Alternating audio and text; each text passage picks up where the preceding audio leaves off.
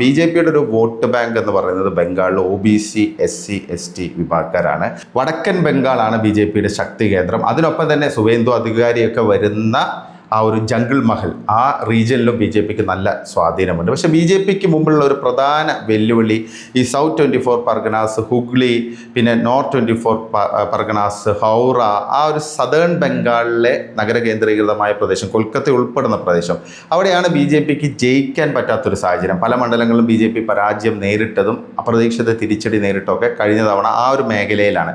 അത് മമതാ ബാനർജിൻ്റെയും തൃണമൂൽ കോൺഗ്രസിൻ്റെയും ഒരു ശക്തി കേന്ദ്രമാണ്. അതിനൊപ്പം തന്നെ മമതയ്ക്ക് ബംഗ്ലാദേശുമായി ബോർഡർ പങ്കിടുന്ന മുർഷിദാബാദ് ഉൾപ്പെടെയുള്ള സ്ഥലങ്ങൾ, പിന്നെ മാൾഡ, ഇങ്ങനെയുള്ള മേഖലകളിൽ മുസ്ലിം പോപ്പുലേഷൻ വളരെ കൂടുതലുള്ള ഭൂരിപക്ഷമായുള്ള സ്ഥലങ്ങൾ അവിടുത്തെ ഒരു സ്വാധീനമാണ്. അപ്പോൾ BJPക്ക് ഇത്തവണ ഈ സൗത്ത് ബംഗാളിൽ, ഈ കൊൽക്കത്തയും നോർത്ത് 24 പർഗനാസ്, സൗത്ത് 24 പർഗനാസ്, ഈ ഒരു മേഖലയിലേക്ക് ഇറങ്ങിച്ചെല്ലാൻ സാധിക്കുകയാണെങ്കിൽ, കുറേ വോട്ടുകൾ നേടാൻ സാധിക്കുകയാണെങ്കിൽ കളി മാറുമെന്നുള്ള ഒരു വിലയിരുത്തലാണ് പൊതുവേ ഉള്ളത്. കാരണം കഴിഞ്ഞ തവണ നല്ലൊരു ഫൈറ്റ് ഈ മേഖലയിലൊക്കെ BJP നടത്തിയിട്ടുണ്ട്.